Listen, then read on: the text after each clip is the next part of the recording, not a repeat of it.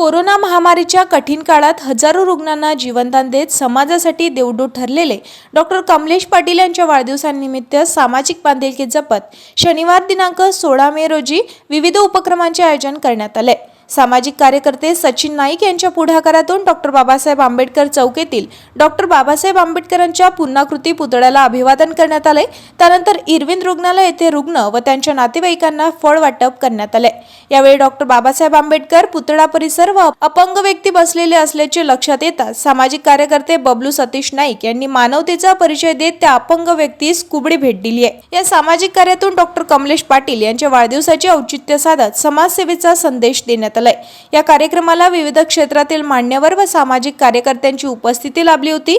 यामध्ये डॉक्टर प्रफुल्ल गवई, साची फाउंडेशनचे अध्यक्ष जगदीश गोवर्धन, गायक रवी गाईक, सुनील रामटेके, राजेश वानखडे, राजू गवई, मनोहरलाल धामेजा, संजय भवते, जगदीश नयन मुंडे, विजय कीर्तक, बबलू नाईक, डॉक्टर धनराज चक्रे, दिनेश हरणे, प्रफुल्ल बोदळे, योगेश मोहोळ, अट्टल काकानी, पृथ्वीराज सहारे, सुशील इंगोले, अनिकेत तायडे, तेजस नाईक, मल्हार देशमुख, भूषण तातड, रोशन बागडे, प्रमोद बागडे, विलास राऊत, राजेश श्रीवास, प्रमोद कांबळे, देवानंद नेतनवार, शुभम वानखडे, अंकुश नाईक, आनंद मोंडे यांच्यासह मोठ्या प्रमाणात सामाजिक कार्यकर्ते उपस्थित होते।